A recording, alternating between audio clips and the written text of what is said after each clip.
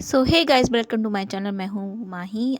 आज की नई वीडियो में आप लोग का बहुत बहुत स्वागत है। इस वीडियो को आप लास्ट तक ज़रूर देखिएगा। सो फ्रेंड, आज हम आपके सामने एक और नया वीडियो लेकर आए हैं और इस वीडियो में आज हम आपको है ना बहुत ही महत्वपूर्ण जानकारी देने जा रहे हैं फ्रेंड।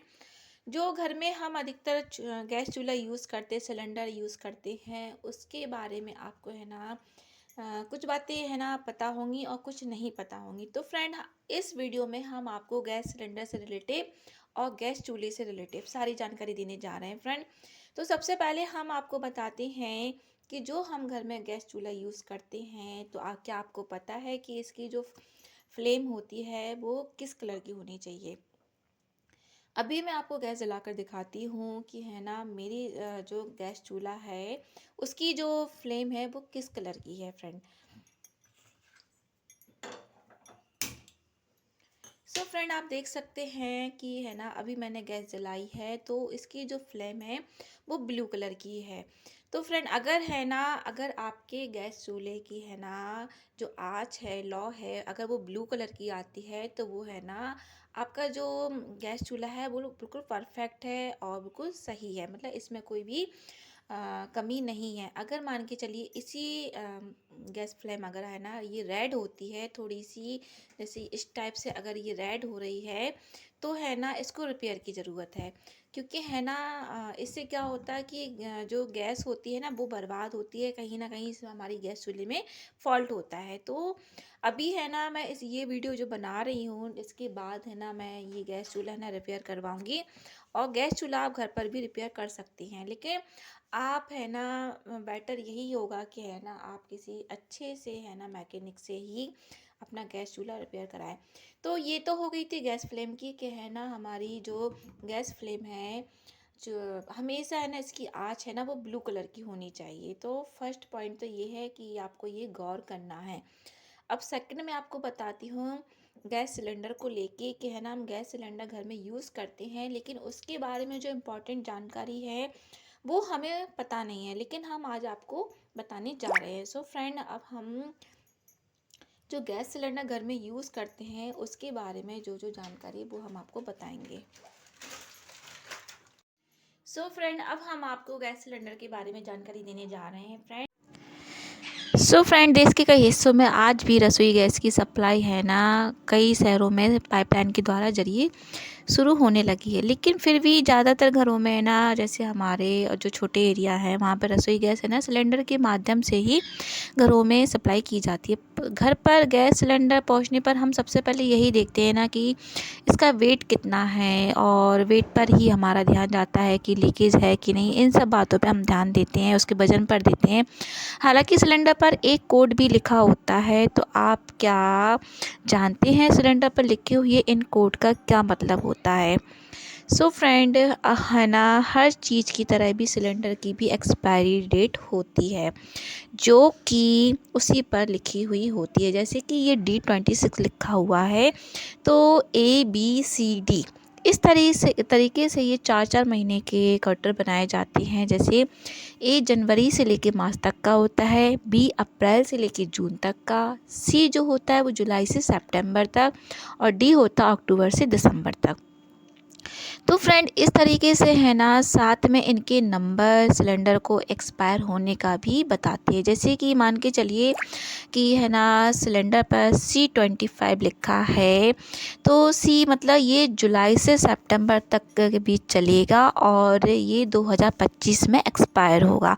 अगर मान के चलिए आपके पास सिलेंडर है ना B23 करके बी लिखा हुआ है और आगे जो नंबर है वो 23 लिखा हुआ है, तो ये है ना इसका मतलब ये है कि अभी साल 2024 चल रहा है और अब है ना आपका जो सिलेंडर है वो एक्सपायरी हो चुका है। तो आप इसको है ना तुरंत है ना चेंज करिए, और इसका ना आप उपभोक्ता फोरम में आप इसकी शिकायत करिए, तो इसका आपको ना हर्जाना भी मिलेगा।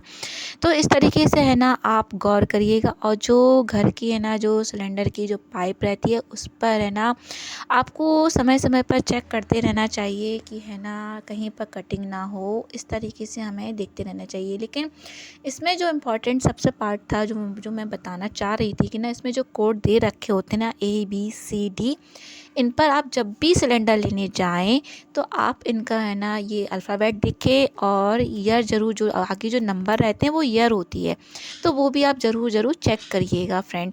ये तो 16.2 लिखा है, ये तो इसका वेट है सिलेंडर का। और ये जो D26 लिखा है तो ये दिसंबर 2026 में ये सिलेंडर एक्सपायर हो जाएगा। तो उसके पहले ही ये लोग है ना इसकी ये सुरक्षा की दृष्टि से इसको ना रिपेयर होने के लिए इसमें जो भी कुछ चेंजमेंट होता है वो फिर होके फिर ये नए तरीके से ये मार्केट में आता है कि है ना, जिससे इसके है ना जो एक्सपायरी डेट है उसको और आगे बढ़ा दिया जाता है।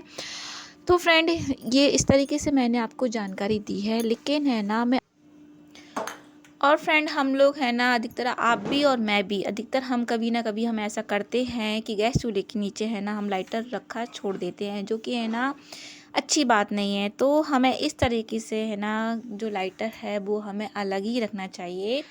आप है ना कहीं पे भी हैंग कर सकते हैं या फिर कहीं जगह बना ले वहाँ पर है ना आप इस तरीके से है ना इसको रखिएगा, लेकिन कभी भी आपको है ना गैस चूल्हे के नीचे हमें इस तरीके से लाइटर को नहीं रखना चाहिए। इससे आपके दो फ़ायदे होंगे, एक तो आपको लाइटर समय से मिलेगा और आपको है ना लाइटर ढूंढना भी नहीं पड़ेगा। तो इस तरीके से, और सिलेंडर को हमें कभी भी है ना ज़मीन पे नहीं रखना, हमें ज़मीन पर नहीं रखना है, हमें या तो लकड़ी के गत्ते पर रखिए या फिर जो सिलेंडर का जो स्टैंड आता है आप उस पर रखिए, और इसकी पाइप है ना समय समय पर चेक करते रखिए।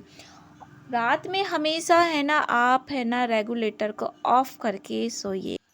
सो फ्रेंड कभी कभी हम है ना गैस पर क्या होता है कि बैगन वगैरह भूनते हैं, तो क्या होता है इसकी ना बर्नर रहता है तो इसके ना ये जो छेद रहते हैं, होल रहते हैं, ये बंद हो जाते हैं।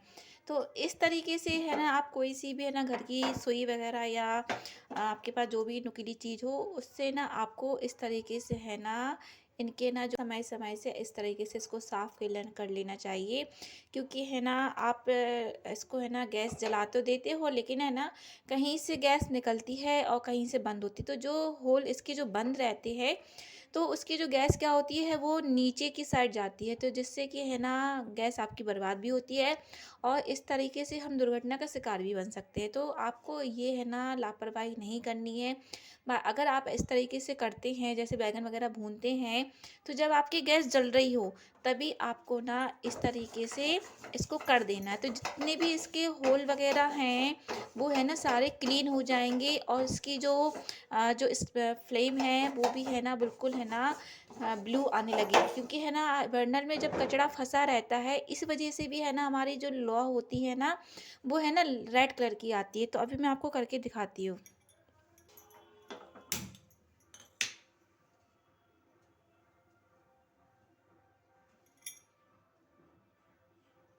सो फ्रेंड आप देख सकते हैं हमने गैस जला ली है। अब हमें इसको ना गरम में ही हमें इस तरीके से इसको साफ़ करना है। तो इसमें जितना भी कचरा फंसा हुआ है बर्नर में वो है ना सारा क्लीन हो जाएगा, और हमारी जो गैस है, गैस की जो फ्लेम है वो है ना बिल्कुल ब्लू आएगी। अभी मैं आपको करके दिखा रही हूँ, अभी आप देखते जाइए। ये देखिए अब है ना ये बिल्कुल एकदम हम इस तरीके से साफ़ करेंगे तो जो गैस की फ्लेम है वो ब्लू कलर की आने लगेगी। सो फ्रेंड मार्केट में ना इस तरह के ब्रश है ना 100 रुपीज़ के आराम से मिल जाते हैं। तो आप इस तरह का ना ब्रश ज़रूर घर में रखिएगा, क्योंकि जहाँ हम इतने 1000 रुपये का सिलेंडर ले रहे हैं तो ये 100 रुपये की चीज़ भी हमें घर में ज़रूर रखनी चाहिए। क्योंकि है ना जब भी आप देखें कि आपके है ना गैस चूल्हे की लौ इस तरह से रेड आ रही है या ऑरेंज आ रही है तो आपको इस तरह से है ना साफ़ कर देना है। तो इसके है ना जितने भी होल हैं वो आराम से क्लीन भी हो जाएंगे और जो फ्लेम है ना बिल्कुल एकदम से अच्छी आने लगेगी। सो फ्रेंड आपको ना इस तरह का ब्रश ज़रूर रखना चाहिए फ्रेंड। तो आज की वीडियो में मैंने आपको ये जानकारी दी है कि है ना हम छोटी छोटी सावधानियों को बरतते हुए हम बड़ी बड़ी दुर्घटनाओं से कहना किस तरह से दूर रह सकते हैं। और जो जो इम्पोर्टेंट पार्ट जो मेरा था सिलेंडर का था कि जिस तरीके से उसमें जो कोड वगैरह लिखे रहते हैं उन कोड पे है ना आप लोगों को ज़रूर ध्यान देना है कि है ना इसमें ABCD करके है ना कोड दिए हुए रहते हैं और पीछे है ना कुछ नंबर दिए रहते हैं। तो उन पर आपको जो पीछे के जो नंबर रहते हैं वो ईयर होता है कि 2024 है या 25 है, और जो ABCD दे रखे हैं तो ए है ना जनवरी से लेके मार्च तक का, इस तरीके से 4-4 महीने करके डिवाइड होते हैं वो, तो उस पर आपको ध्यान देना है। सो फ्रेंड, आज का जो वीडियो था वो सुरक्षा की दृष्टि से था। आई होप आपको वो वीडियो काफ़ी अच्छा लगा होगा।